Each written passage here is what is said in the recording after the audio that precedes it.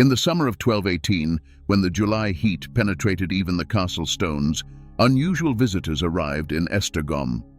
3 white-cloaked knights with red crosses on their chests sat proudly but wearily on their steeds before the gates of the royal castle. They were emissaries of the Order of the Temple, who had come to King Andrew II of Hungary with an extraordinary message. After 20 years of campaigns, the road to Jerusalem had finally opened, and they were calling upon the strongest rulers of Christianity to liberate the Holy Sepulchre. King Andrew, however, did not suspect then that this visit would not only launch one of the greatest adventures in Hungarian history, but also mark the beginning of secret alliances and mysterious agreements that still shroud the Templars' activities in Hungary in mystery. Early Templar presence in Hungary. The Order of the Temple had already established its foothold in the Kingdom of Hungary in the 1110s. The first Templars arrived during the reign of King Bela I, when the Hungarian land was still filled with both pagan memories and Christian innovations. However, the order did not choose Hungary as one of its most important European bases by chance.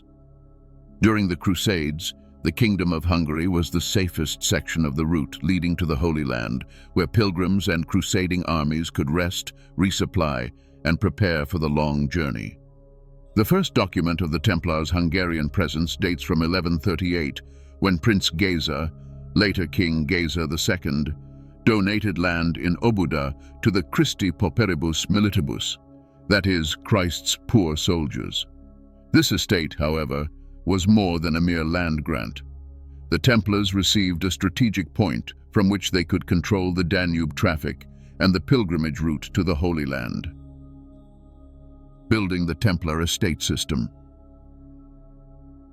The development of the Templar estate system in the Kingdom of Hungary was extremely organized and pre-planned. The first major estate was established in Székesfehérvár, where the Templars received not only lands, but also a city and market rights. John, the Templar preceptor of Székesfehérvár, wrote to the Grand Master of the Order in the 1260s, "The land of Hungary is fertile like Egypt, and its faithful Christians are like the ancient Jews. Here we can build the true advance post of the Holy Land." But the Templars were not content with mere land holdings. They built a special economic empire that included an extensive commercial network, advanced agriculture, and a sophisticated financial system. The Hungarian Templar estates soon constituted a significant portion of the Order's European wealth. The reign of Andrew II and secret alliances. By the early 1200s, when Andrew II ascended to the throne, the Templars' Hungarian estates already covered a vast territory. From Óbuda through Székesfehérvár and Veszprém all the way to the borders of Transylvania, Templars owned lands, castles, and entire cities.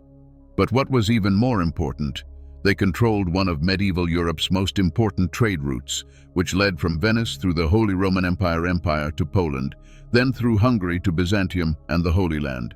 The Templars' Hungarian activities, however, went beyond mere economic interests. Historians studying the order still debate exactly what secret agreements were made between the Hungarian kings and the Templar Grand Masters. What we do know is that an alliance developed between Andrew II and the Templars that related not only to supporting the Crusades, but also to the internal security of the Hungarian state. Hugues de Payens, the third Grand Master of the Templar Order, conducted lengthy negotiations with King Andrew in Esztergom in 1211. As a result, the Templars received privileges that they did not possess elsewhere in Europe. They were granted their own judicial rights, exemption from all taxes and tolls, and what was most peculiar, the right to maintain their own mercenary army on Hungarian soil. This last privilege particularly excited contemporary chroniclers.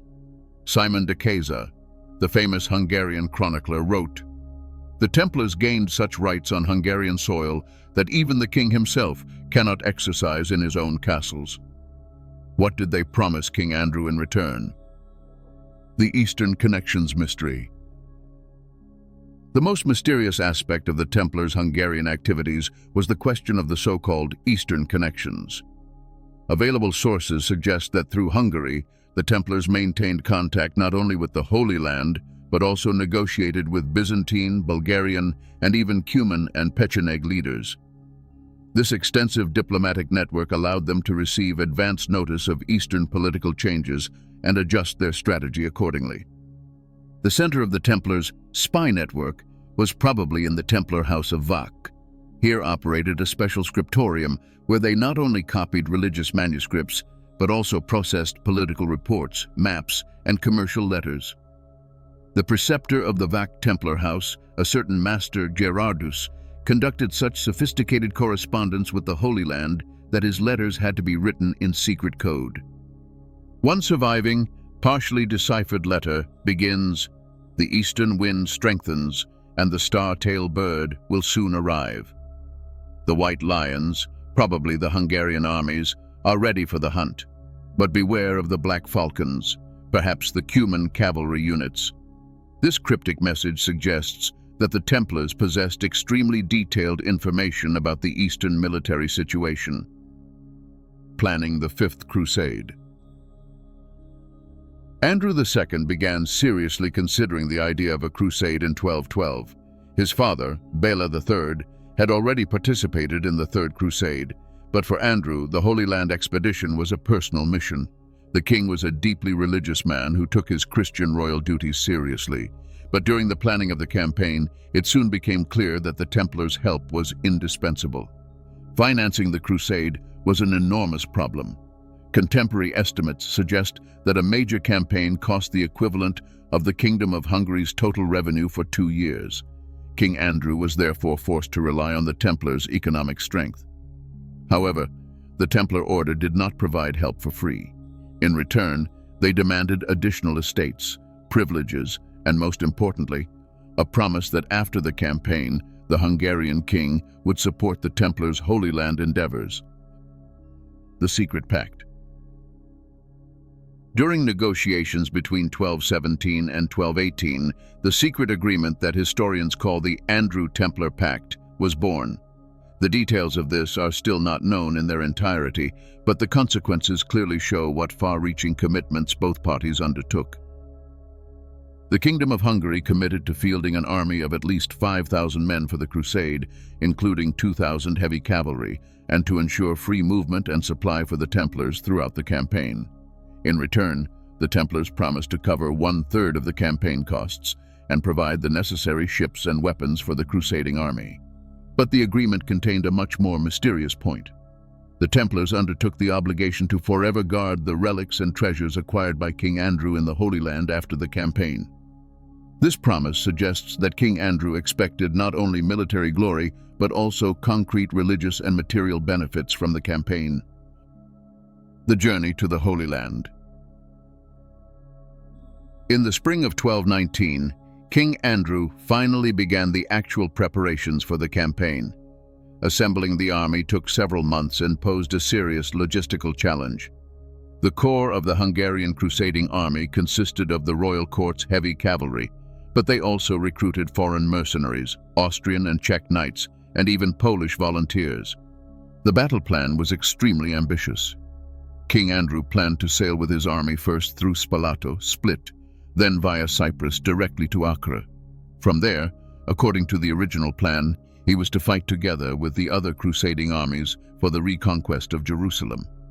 However, the Templars came forward with a different proposal. Robert de Sablé, the then Grand Master of the Templar Order, personally traveled to Hungary to propose a new strategy to King Andrew. According to the Templar plan, the Hungarian army should not land at Acre, but at Damietta in Egypt, and attack the Muslim forces from there. This strategy was militarily logical. After conquering Egypt, it would have been much easier to recapture Jerusalem. The Damietta Campaign. In May 1220, King Andrew finally set out on the crusade. The Hungarian army exceeded 7,000 men, which was an incredibly large military force by contemporary standards. The king himself rode at the head of the column, alongside Templar brothers and Hungarian nobles. The army's armament and equipment were at the most modern level of the time. Lombard origin armor, German swords, Hungarian reflexive bows, and Byzantine-type siege engines. The siege of Damietta began in September 1220. The city had extremely strong positions. It stood on an island in the Nile Delta, connected to the mainland only by a single narrow strip of land. The besieging Crusader army was therefore forced to apply traditional siege techniques, which meant a struggle lasting months. During the siege, the Hungarian army distinguished itself on several occasions. King Andrew personally led the heavy cavalry charges against the city walls, and Hungarian archers effectively supported the siege engine's operations. But the real hero of the campaign was Felician of the Zak clan, who won the respect of the entire crusading army with his incredible courage and tactical sense. Diplomatic complications and return. However, during the siege, not only military but also serious diplomatic events occurred. The Egyptian Sultan Al-Kámil repeatedly offered peace negotiations to the Crusaders. On one such occasion, he asked King Andrew to serve as mediator because the Sultan greatly respected the Hungarian king's honor and wisdom. During the peace negotiations, Al-Kámil made a fantastic offer. He was willing to return Jerusalem to the Christians if, in exchange, the crusading armies withdrew from Egypt. This offer would have fulfilled every crusading knight's dream, yet it was rejected. Cardinal Pelagius insisted that Egypt must first be conquered, and only then could Jerusalem be negotiated. In January 1221, however, a dramatic turn occurred. King Andrew became seriously ill, probably as a result of the Nile's marshy climate and poor hygienic conditions, and was forced to remain bedridden. At the same time, an epidemic broke out in the Hungarian army, causing terrible losses. In 1 month, 2,000 Hungarian soldiers died of dysentery or bloody diarrhea. Due to illness and losses, King Andrew finally made the decision. In early April, he would return to Hungary. This decision caused enormous excitement in the Crusader camp. Cardinal Pelagius openly accused King Andrew of betraying Christianity, while the Templars diplomatically tried to reduce the conflict. Return and aftermath. Robert de Sablé, the Templar Grand Master, personally negotiated with King Andrew about the conditions of departure. Only fragmentary sources remain of these negotiations, but it is certain that the Templars did not want to lose Hungarian support. Finally, an agreement was reached that King Andrew could return home, but was obliged to compensate the Templars for the unfinished campaign. This compensation, however, was not made in money, but in granting new Hungarian estates. After King Andrew's return, the Templars received Vach with the entire county, Veszprém estates, and most importantly, free trading rights throughout the Kingdom of Hungary. With this, the Templar order became one of the country's most influential economic powers. Legacy and influence. King Andrew's return to Hungary after the Crusades strangely shaped his continued relationship with the Templars. Although the campaign was unsuccessful from a military standpoint, it still concluded with positive results from religious and political perspectives. The king managed to acquire numerous valuable relics, which the Templars helped transport safely home to Hungary. Among these, the most significant was the fragment of the Holy Cross, allegedly from Christ's own cross. King Andrew placed this relic in Esztergom, in a chapel built specifically for this purpose. However, the Templar brothers continued to hold special rights regarding the relic's guardianship. The other important result was the establishment of Holy Land connections. During his campaign, King Andrew developed wide-ranging diplomatic contacts with Eastern Christian rulers, Armenian princes, and even some Muslim leaders. These connections later enabled the Kingdom of Hungary to play an important role in Near Eastern politics. The Mongol invasions and Templar response. The most dramatic chapter of the Templars' Hungarian history was yet to come. The 1250s brought a turning point not only for the Kingdom of Hungary, but for all of Christian Europe. The Mongol invasions fundamentally changed political relations, and the Templar order was also forced to reconsider its strategy. During the reign of Bela IV in 1241, when the Mongol armies reached the Hungarian borders, the Templars made an unexpected decision. Instead of defending their own castles, they offered their services to the royal army. This gesture had enormous significance because it showed that for the order, defending the Hungarian state was more important than their own particular interests. During the Battle of Mohy in April 1241, the Templar cavalry constituted one of the most effective parts of the Hungarian army. Peter, the Templar commander, personally led the 200-strong heavy cavalry unit that caused the greatest losses to the Mongol armies during the battle. Although the battle ultimately ended with the Mongols' victory, the Templars' heroic stand forever inscribed their names in the history of Hungarian military glory. Reconstruction and cultural synthesis. After the Mongol devastations, King Bela IV paid special attention to restoring the Templars' Hungarian estates during Reconstruction. This was not only done out of gratitude, but was a conscious political calculation. The king recognized that the Templars' European connections and economic strength were indispensable for getting the country back on its feet. In the Reconstruction program of the 1250s, the Templars played a role that went beyond traditional monastic order frameworks. They organized the settlement of Western European craftsmen, financed the construction of new castles, and established those commercial connections that enabled the rapid restoration of the Hungarian economy. This period also saw the strengthening of what could be called a cultural synthesis. The Templars increasingly integrated into Hungarian society while maintaining their international character and European connections. They developed a hybrid identity that was neither purely Western nor purely Eastern, but represented some new kind of Central European Christianity. The final years and dissolution. The climax of the Templars' Hungarian history came during the reign of King Andrew III. Andrew, who ruled between 1290 and 1301, developed particularly close ties with the Templar order. This was partly due to his personal religiosity and partly because he needed the order's help in managing the dynastic crisis. With the extinction of the male line of the Árpád dynasty, the Kingdom of Hungary faced serious inheritance problems. King Andrew III knew that he would probably be the last Árpád ruler, and therefore wanted to ensure that no civil war would break out in the country after his death. The Templars' European connections and diplomatic experience were invaluable in this situation. When the international persecution of the Templars began in 1307, Hungary initially resisted implementing Pope Clement V's orders.